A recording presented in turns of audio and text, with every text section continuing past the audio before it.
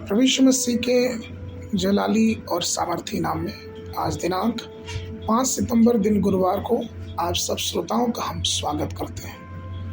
आज के दिन के लिए जो वचन लिया गया है भजन संगीता उसका 34 अध्याय 7 पद।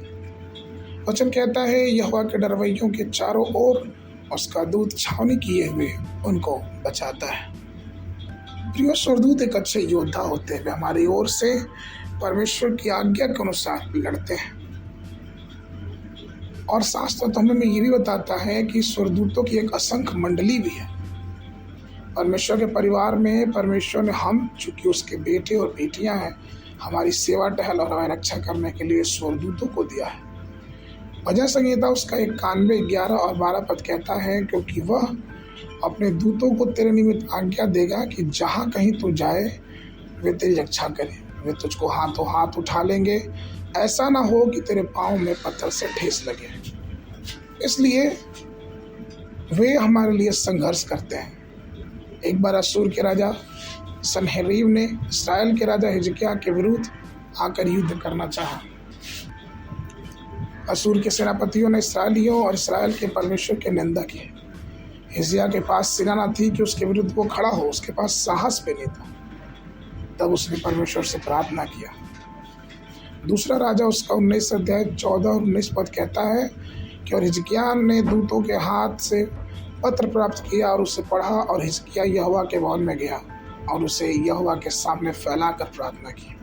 अब हे हमारे यहोवा परमेश्वर, मैं प्रार्थना करता हूँ, हमें उसके हाथ से बचा कि पृथ्वी के राज्य के लोग जान ले कि तू ही यहोवा परमेश्वर है और सिर्फ केवल तू ही। दूसरे राजा 19 अध्याय के 35 पद में वचन कहता है कि उसी रात प्रभु के एक दूत ने निकलकर अश्शूरियों की छावनी में 1,25,000 लोगों को मार डाला। और जब लोग सुबह उठे तो देखा कि लाशें पड़ी हुई हैं और सब मरे हुए।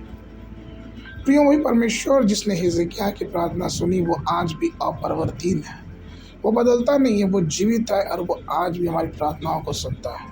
हमारे जीवन में चलने वाले हर एक तूफानों को वो जानता है।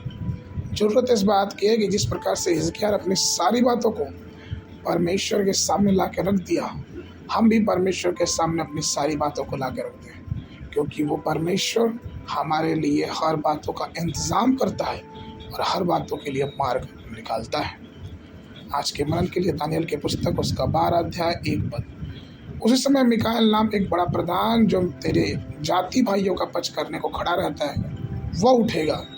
तब ऐसे संकट के समय होगा जैसा किसी जाति के उत्पन्न होने के समय से लेकर अब तक किसी कभी ना हुआ, परंतु उस समय तेरे लोगों में से जितनों के नाम परमेश्वर की पुस्तक में लिखे होंगे वे बच निकलेंगे।